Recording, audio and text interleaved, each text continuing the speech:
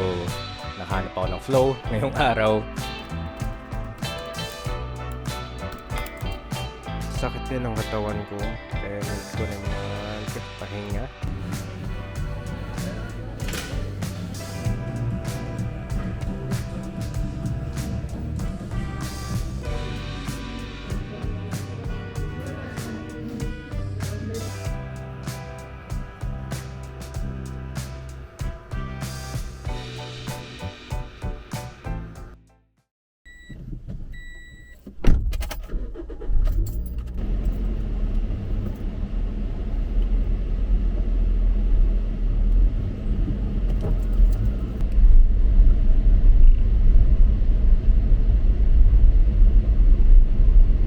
Hi guys, labas tayo, maghahanap tayo ng gym. Yung nakita ko sa Google Maps na tingin ko pwedeng gym sa akin is Anytime Fitness. Una kasi may parking. Pinag-isipan ko dati kung kaya ko ba yung gyms na malapit kasi meron namang close by na gyms. Pero ang init kasi recently, parang inisip ko kung lalabas ako, might as well maximize what I do outside. So kung mag-gym ako, might as well mag-work na ako after ko mag-gym. So dapat may malapit na coffee shop, may malapit na parang restaurant siguro to work. So yun yung mindset ko when it comes to the gym. So yun yung first na gagawin ko siguro for the first part of this week. Figure out ko yung fitness situation ko kasi need ko talaga to improve my fitness. Dati honestly, medyo lumaki na yung katawan ko. Pero when I lost my job, tapos when I started working on different clients, talagang hindi na ako nag-exercise kasi yun nga sobrang focused ako with work. So I'd say I let myself go talaga the past few months and wala. I just wanna get back to it.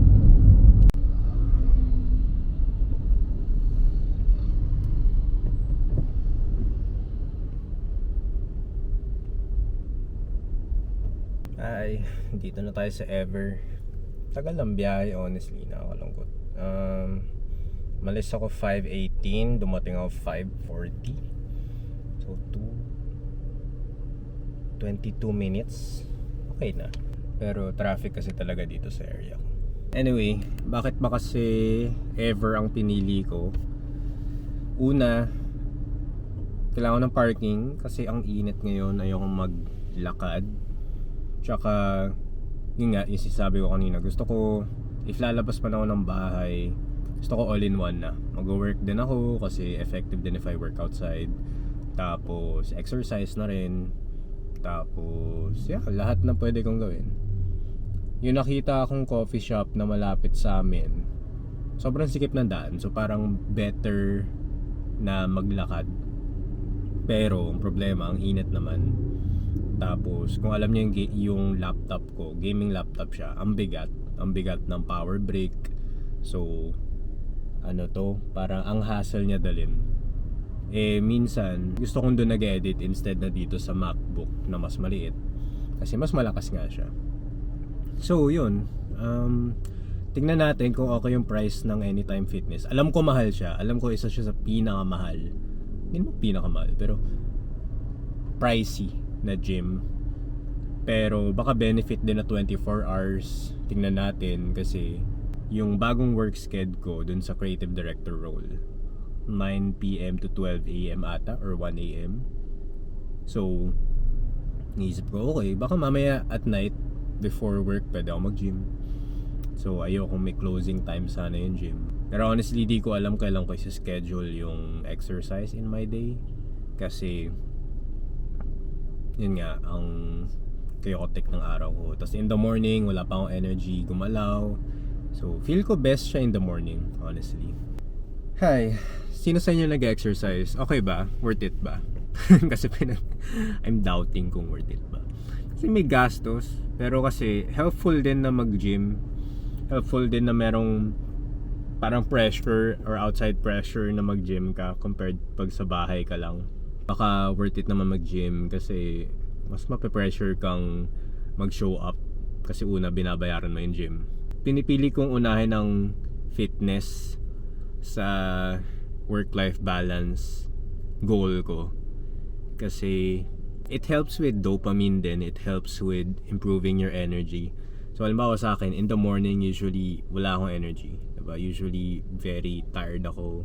Talagang hirap ako bumangon, hirap ako mag-start mag-work. And that's because of my energy. Kung magawa kong mag-commit na mag-gym every morning before work or to jumpstart my day, that would be really helpful. Kaya tingnan natin. Tapos tingin ko parang side goal ko lang din talaga na maging batak para hot ako, ganun. Yeah, so titingnan natin. So that's why I'm hoping na maging successful din naman to start with fitness more than anything else. Kasi parang domino effect siya. If I start exercising, mag-improve yung dopamine levels ko. It will help me manage my ADHD. It will help me start work in the morning, so maybe I can finish earlier. And then, if I exercise, I'll have more appetite to eat. Mas magiging healthy din ako, hopefully. Pero that depends din kung magsipag ako magluto. So, there are lots of benefits naman to exercising na I can't deny talagang. So, tingnan natin. Anyway, let's go. Tingnan natin yung gym.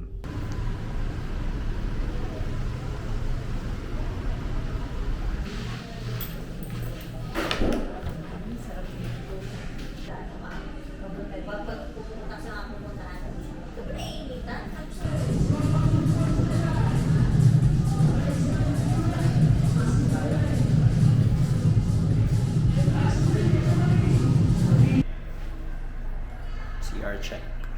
Okay naman.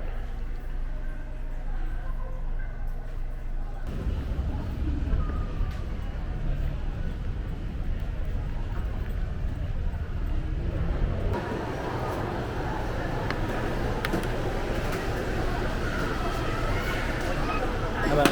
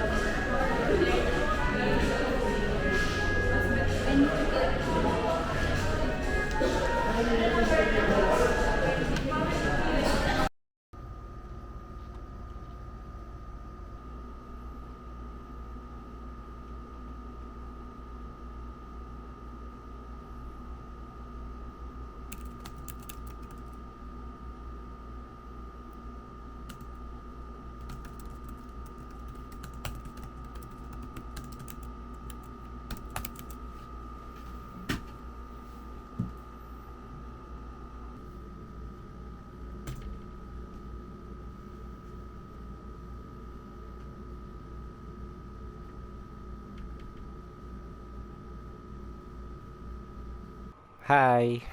We are energized for today's video. Tingin ko nakahanap ako ng flow ngayong araw. Sobrang productive ko. Actually, hindi pala. I was focusing on the wrong thing pero sobrang excited ko kasi about this wrong thing. So kanina what I was doing was I was coding. Programmer na ako, guys. Charot lang. Pero wag kayo, coding ako dati. Nag-web dev ako, nag-Python na ako, yung college ako kasi engineering ako, required sa amin yun. Pero wala ko naintindihan yun, nag-aaral ako. Pero ngayon, we have ChatGPT which helps fast-track the learning. Pero actually, di ko pa pinag-aralan yung code. Pinagawa ko lang kay ChatGPT. Tapos, successful naman, kaya masaya ako. Yan, look at the code. So, anong ginagawa niyan? Basically, pa nag-YouTube kasi ako or nag-research ako, Madalas kasi I try to gather data. So, may Excel sheet ako, usually copy-paste lang na YouTube titles, ng number of views, blah blah blah, lahat yon. Tapos, yun yung parang starting data set mo to understand ano ba yung pinakagamit na titles ngayon sa YouTube search. So, ito yung ginagawa ng code na to. Parang dun sa mga keywords na isa-search mo, i-extract niya yung mga titles and yung duration ng videos and also yung views na lalabas. Tapos, magagawa mo pang malaman yung mga outlier videos, which are videos na mababa yung subscriber relative to the view count. So, halimbawa, 1,000 subs, tapos 5,000 views yung video, that's 1 to 5 na ratio. So, parang 5 times yung views kaysa sa subscriber count. Which means, there is something about that video that's making it work. So, that's what I'm doing. I created code. Wow! Coder! That helps me gather this data para hindi ko na gagawin manually. But of course, may mga tweaks pa. I'll have to validate the data. I'll have to delete some cells na hindi maganda. Tapos, yung next step is, for me, if i-feed ko siya to ChatGPT para bigyan niya ako ng insights kung sakali. That's what I did and happy naman ako, honestly. Medyo, hirap ako sa prioritization today kasi nag-focus ako on this code rather than video editing, which is of course yung talagang trabaho ko. Pero okay lang. I think I need to honor minsan na talagang interested ako in other things that's unrelated to my job. Pero hindi naman to totally unrelated sa job ko eh. May relation din naman siya. Kasi it can help me strategize for potential clients or even yung existing clients ko. It can help me give recommendations for their channel or even just gather data for their channel and also create a strategy for them. Anyway, isa pang bagay na pinag-iisipan ko is whether I should subscribe na sa gym. Ang mahal kasi, so I inquired kahapon, it's 2,036 pesos. If I recall, titignan ko kung nag-Viber na sila sa akin. Wala pa nag-Viber. Pero, titignan nila kung ma-reduce nila to 1,900 something pesos, which I think is okay. Parang every penny counts.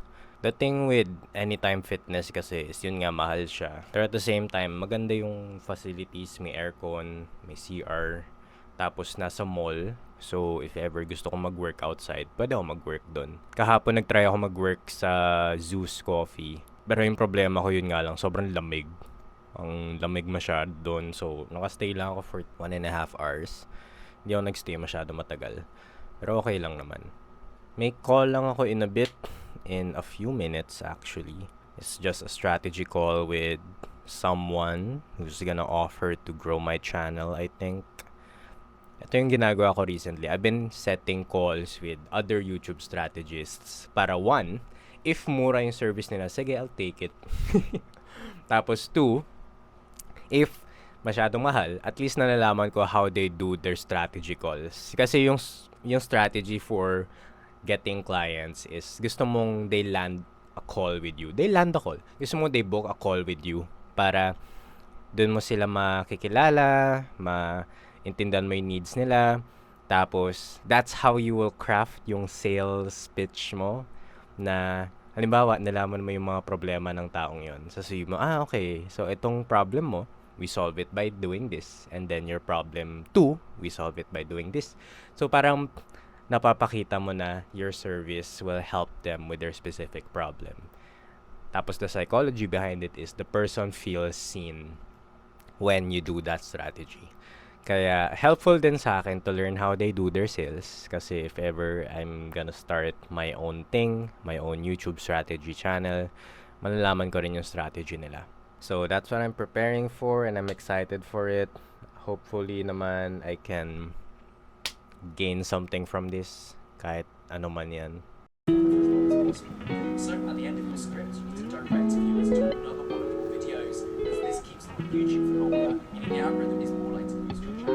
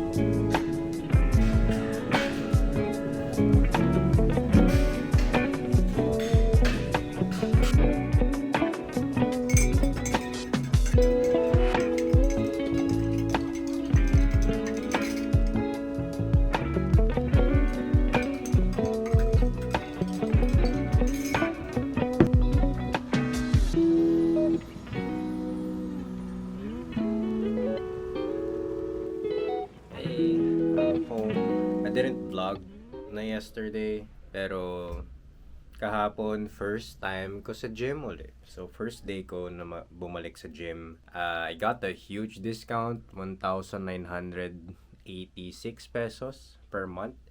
Mahal pa rin, pero kasi naisip ko, I really need to start exercising. Kailangan kong i-force sarili ko na mag-exercise. So, sabi ko, sige, basta i-ROI ko na lang yung pera. So, of course, ROI is maging batak. Charot lang. Ano talaga, to be healthier. So, yun yung goal ko sana. Kasi, I'm not joking when I say na into morning, sobrang low energy ako. Sobrang hirap ako to work. Hirap ako mag-start mag-work. Tapos, procrastination is a huge thing. So, naisip ko, baka mamaya ma-motivate din ako mag-work or medyo mas pushed ako to work if mag-gym ako in the morning. So, tomorrow, tatry ko mag-gym in the morning para lang magka-energy ako to work. Tapos, inisip ko nga, baka after gym, pwedeng doon ako mag-work sa coffee shop doon. Kasi, okay din sa akin yung nag-work in public. Usually, napipilitan ako mag-work. Today is a bit hard. Medyo nahirapan ako to be productive today. And I think it's okay. Parang I just need to be kind to myself again. Nag-obsess ako over the wrong things. I was researching about another thing. So, hindi ko nagawa yung work na kailangan ko. Pero as I said in my last videos, I think kailangan ko lang maging kinder sa sarili. I won't be productive every day. Wednesday pa lang naman and I've done a lot of work already. So, there's no pressure, I think. Tapos, on my new job, yung creative director role, medyo boring siya. Medyo boring pala siya. Pero okay lang. Sa starting stages pa lang naman, so we'll see. Pero kasi, of course, parang yung gusto ko talagang role is nagsa-strategy, 'di ba, for clients. So, tingnan natin. Baka dumating naman sa point na ma-enjoy ko na yung strategy aspect of it. Pero kasi ngayon, of course, diba, parang hindi ko pa ma-enjoy. I also spent, I think, most of my day praying. Tama ba? Prayer na ba yun? Pero medyo more spiritual kaya may pinaggagawa ko last few days. Especially during this time. I don't know. I think prayer is a really good meditation for me. Kasi legit, nakaupo lang dito. Tingin ako sa sky. Kita niyo yung sky, ang ganda. Ano ba? Parang ano, yung mga anghel. Pero ayun, usually, para mornings ko, I just spend time praying and meditating. The thing I like about the way I do prayer is more of self-reflection siya, rather than just reading Bible verses or whatever. And I think galing to sa Jesuit way of praying, yung examine. It's more of reflecting within yourself and trying to see ano ba sinasabi sa'yo ni Lord. So naisip ko, ang ganda nun. Kasi parang ibig sabihin nun, each tayo may sariling interpretation or may sariling view of what the Lord is saying to us. And that's nice. And I think it relaxes me then. So, today's gonna be a chill day. I don't wanna vlog today, tingin ko. I won't be vlogging much siguro. Kasi sobrang tinatamad ako. So, I guess I'll just see you guys tomorrow.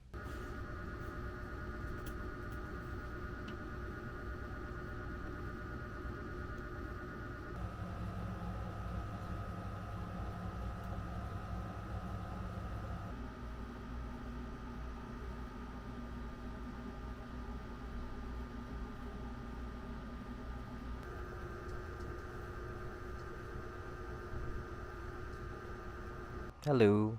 Sobrang slow ng week ko. Not sure kung talagang off week lang ba. Or tamad lang ako as a person. Ay, higa tayo. Aray ko. Oh.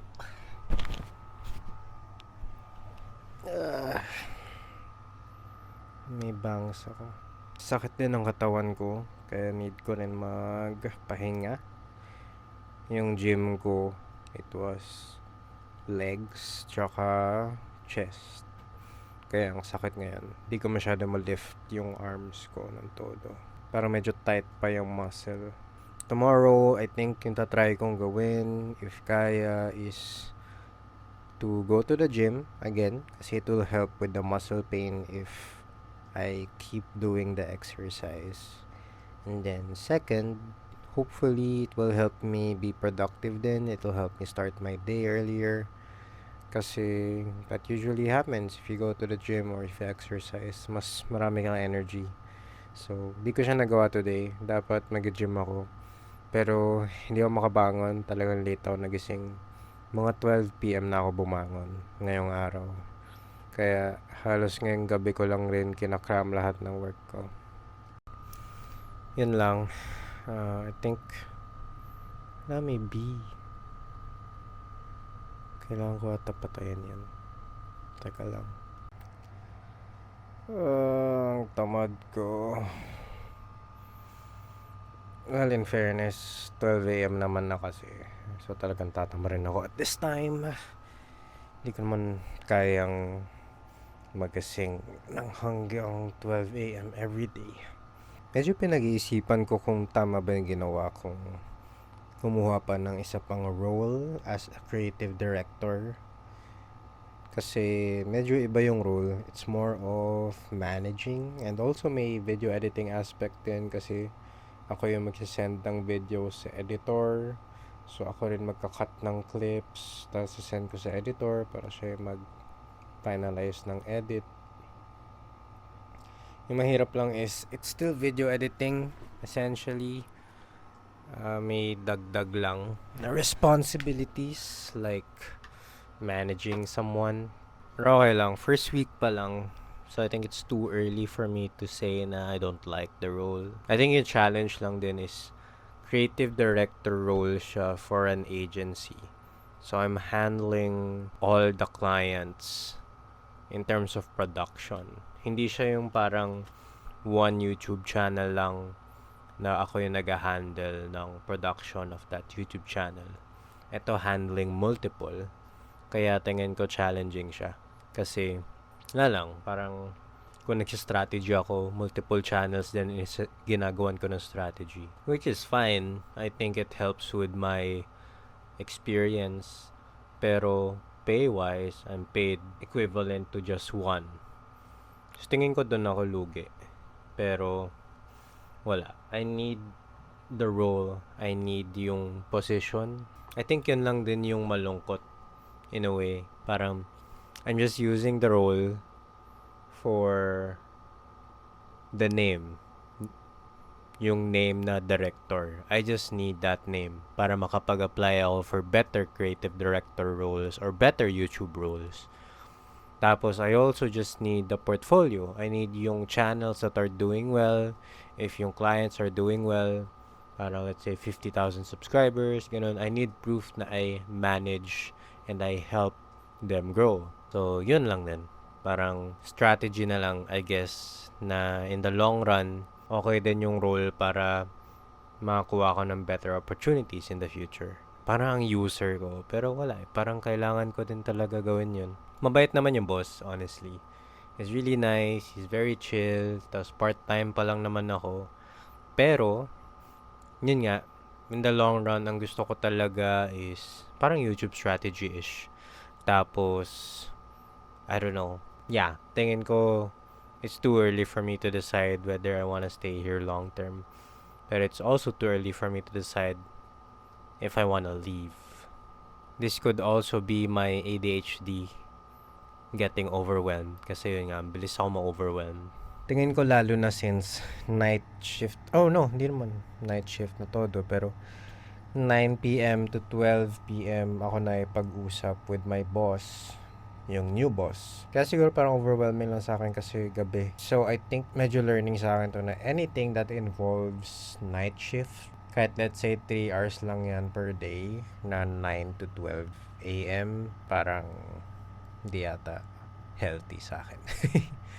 Kasi nagigising ako mga 8 or 9 p.m., 9 a.m. na, and it prevents me from going to the gym earlier or having the morning exercise or morning run na healthy. Kasi yung healthy naman na morning run is mga 6 a.m. or 7 a.m. Yun yung healthy pa yung sun. So, I don't get to do that anymore. Anyway, this is me.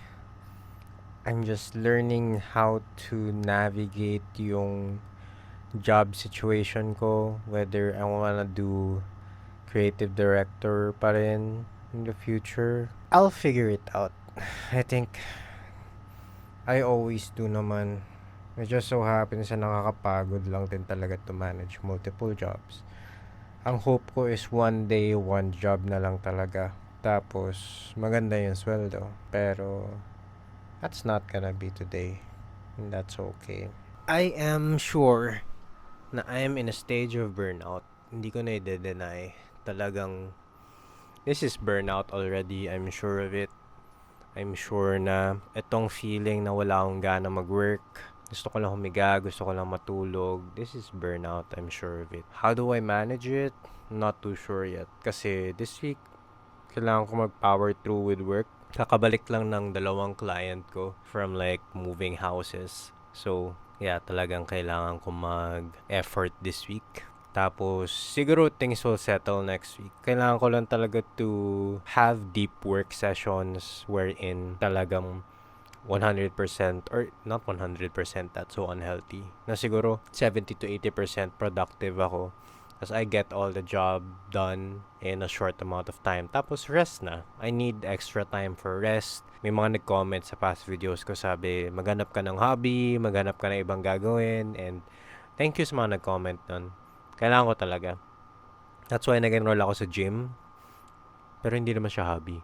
Pero baka pwede naman. Nag-enroll ako sa gym para lang may exercise din yung katawan ko.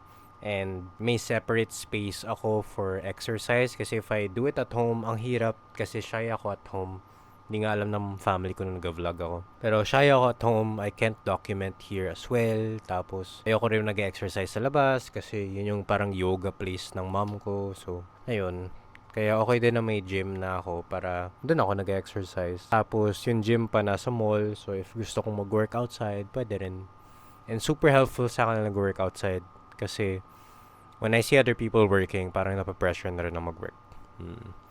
So, yun. I think I just really need to survive this week. Just focus on survival. Tapos, wala. Ano na. Let's figure it out next week. I think that's just it. If you're also burning out, kung nararamdaman nyo na sobrang pagod na kayo with work, or parang ayaw nyo nang bumangon muna, gusto nyo lang matulog buong araw, I feel like that's a sign na talagang burnout na siya. You have the option of, one, just try and give your bare minimum for the week. Huwag mo yung pressure sarili mo to perform, and that's okay. Kasi if you try to push yourself so much, talagang madadali ka sa burnout mo. As 2, if you have the option, rest talaga. Just go. That's all we need. We need rest. Honestly, yung parang gusto ko siguro 1 month rest if possible. Pero wala eh. I'm a freelancer. I can't do that. Oo nga, I haven't been resting. Wala kasi akong privilege of someone working full-time na can go on leaves or whatever. Parang ako talagang work. Pero kasi freelance din ako, so at my own time, pwede ako mag-rest today. Pero parang sneaky siya na patago. Hindi siya yung parang sure ako na hindi sila magme-message or manggugulo, diba? Anyway, going back. If you have the option, go and rest, tingin ko. Let me know in the comments kung feel nyo nagbe-burnout na kayo. Baka we can, I don't know, make a burnout community, mag-trauma dumping lang tayo or something. Nag-iisip nga ako gumawa ng Minecraft server. Gusto ko maglaro uli ng Minecraft. Tapos, hangout lang tayo doon. Gawa tayong mga bahay. Gawa tayo ng farms. Tapos, wala lang, chill lang.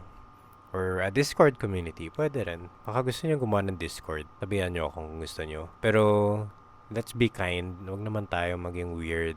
Parang, minsan kasi may mga weird online. Anyway, it's just me thinking out loud. This week, I'll try to survive. Yun lang talaga. Survive lang tayo. Let's go. Wala akong energy to hype myself up. Let's just survive. Tapos, yeah, figure it out next week. Yun lang talaga. Pagod na ako. Nag-try lang talaga mag-vlog. Para lang may log ako for this day. It's a Thursday, Friday na bukas. Last push. Let's just do this. I'll see you guys tomorrow.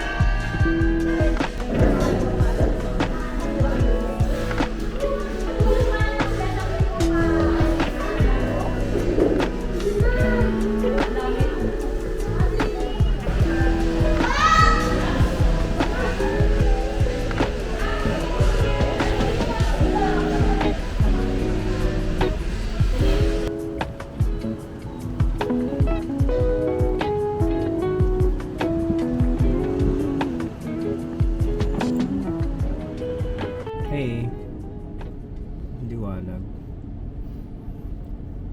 So, okay naman. Productive naman today. I finished like a big thing I needed to do today. Tapos, the rest I'll probably just do at home. Nakatulong yung paglabas. I would say, talagang helpful yung punta ko sa mall to work. Kasi talagang mas productive ako compared to pag nasa bahay lang ako, talagang hihiga lang ako. So I think medyo successful yung experiment ko to add exercise into my to-do list.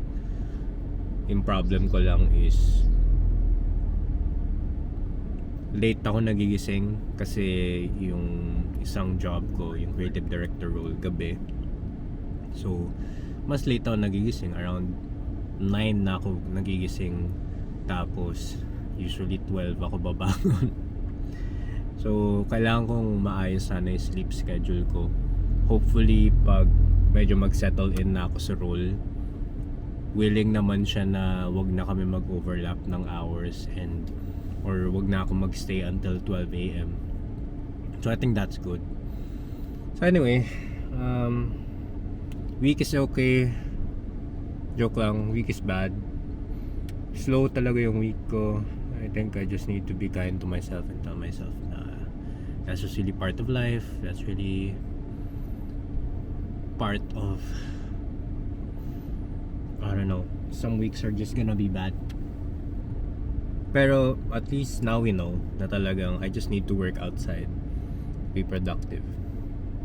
So baka talagang nagtatry ako mag-push to work outside every time, and I know magastos siya. Like I would spend a lot of money just to work outside. Imagine siguro per coffee, since may PW discount ako, mga around 100 pesos siguro. So let's say per week, if 5 days a week ako mag-work outside, mga 500 pesos. So if magla-lunch pa ako outside, it's probably more. So I'll just try to think of a strategy for it. Pero yeah, parang there's no way around it. I really need to work outside or find a way to replicate at home yung pag-work outside. Probably pag mag-work ako sa sala or sa dining area namin, okay din. Pero wala eh, most of the time nahirapan talaga ako sa bahay. I think that's it. Pero yes, successful naman. I was able to exercise, which is good. I also realized na ayoko pala sobrang lumaki yung katawan. Ang dami ko nakita doon na parang ang laki ng katawan, parang talagang big chest, big arms and everything. Sabi ko, parang abnormal ata tignan sa akin yun. Parang gusto kong lean lang ako. Medyo payat kasi ako sa person.